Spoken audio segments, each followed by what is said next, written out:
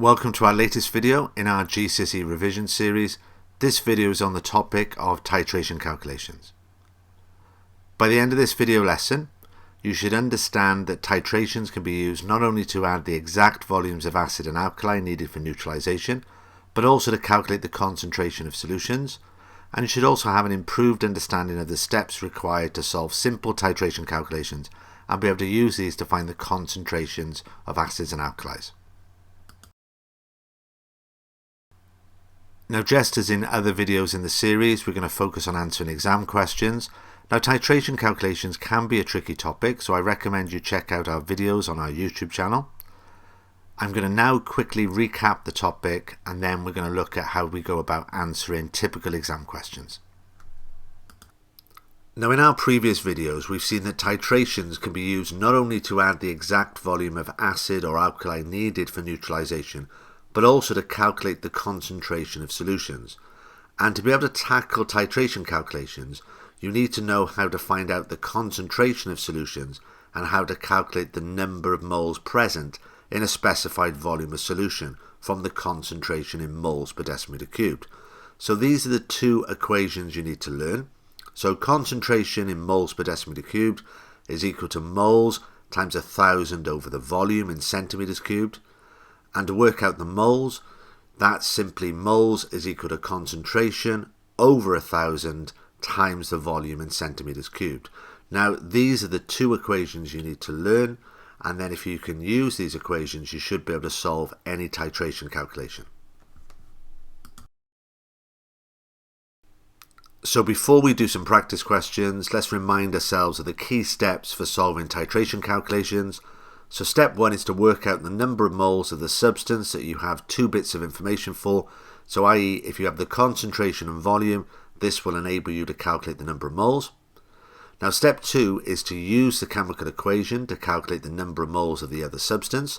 So for example, if you have hydrochloric acid reacting with NaOH to form NaCl and water, you can see that the acid and alkali are in a 1-to-1 ratio.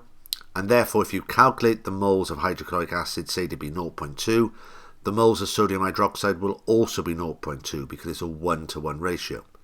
Now, once you know the number of moles of both reactants, you are then able to work out the concentration of both.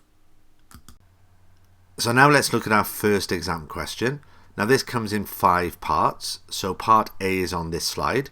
So read through the question, pause the video, have a go at part A, and then we'll look at parts B, C, D, and E.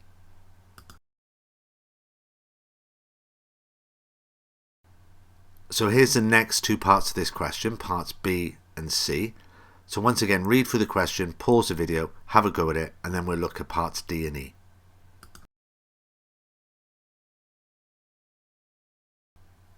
So now let's look at the final parts of this question. So read through the question, pause the video, have a go at it, and then we'll go for the answers to parts A, B, C, D, and D.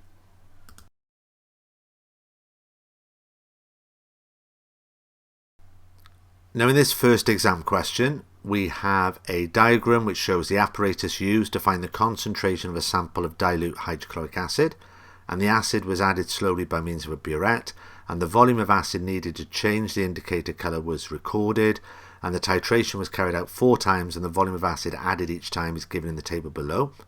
Now this first question is asking you to calculate the average volume of acid used, and to only use the reliable values, so only use the values that are close together. Now in terms of being close together, values for titration should be within 0.2 centimeters cubed, and if you're experienced at doing titrations, you should be able to get them within 0.1 centimeters cubed. So you can see 23.50 centimeters cubed is clearly an anomalous result, a result that is too far away from the other 3 values. So I'm going to ignore that value. So to calculate my average volume, I'm going to add the 3 values here, 20.00, 20.05 and 19.95 together, divide by 3, and that will give me an average volume of acid equal to 20.00 centimeters cubed.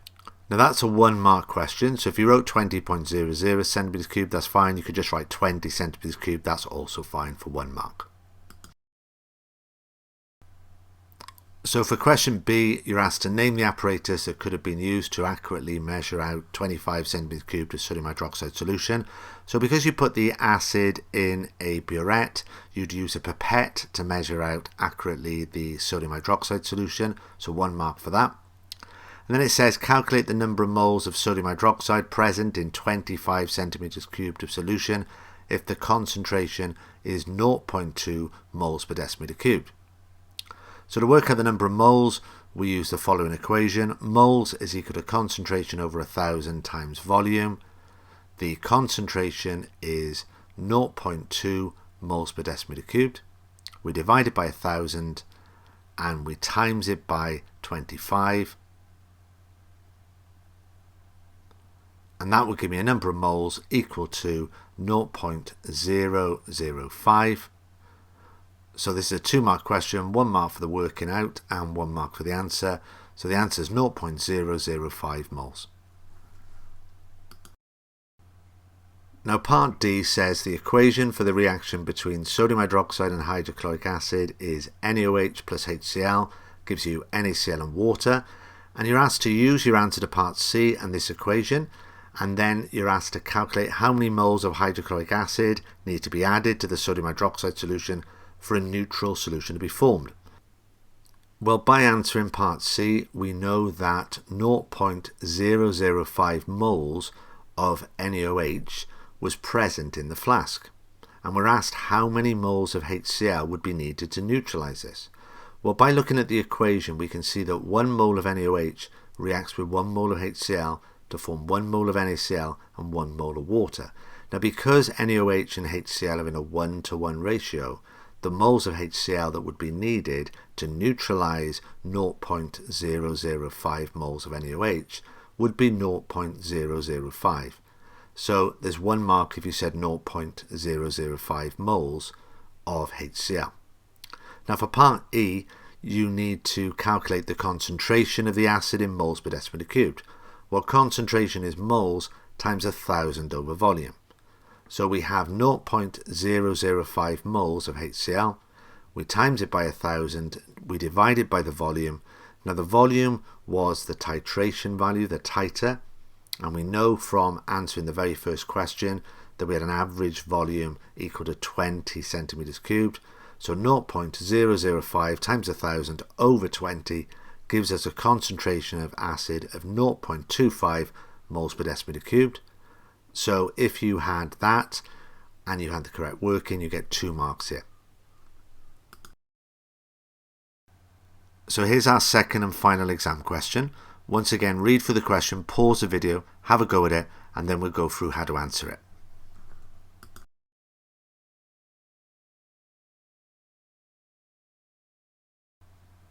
Now in question 2, we have a diagram which shows the apparatus used to find the concentration of a sample of hydrochloric acid, and the titration was carried out 3 times, and the volume of acid needed to change the indicator colour each time was recorded in the table below, and a fresh 20 centimeters cubed sample of sodium hydroxide of concentration 0.2 moles per decimeter cubed was used in each titration.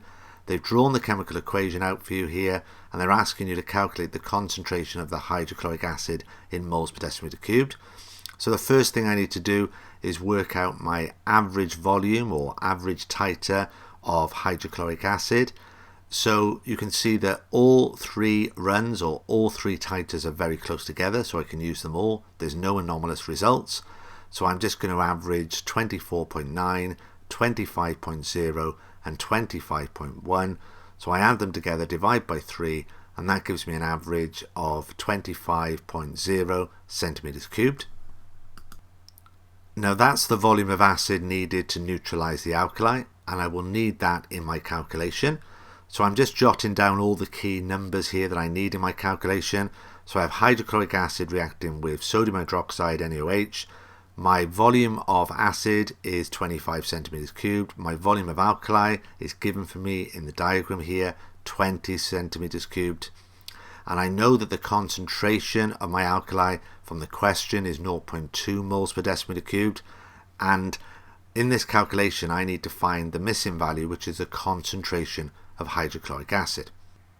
Now the first step in a titration calculation is to calculate the number of moles of the substance that you have two numbers for, two values for.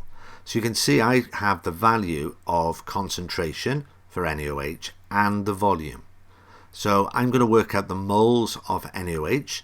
So the formula is concentration over 1,000 times volume.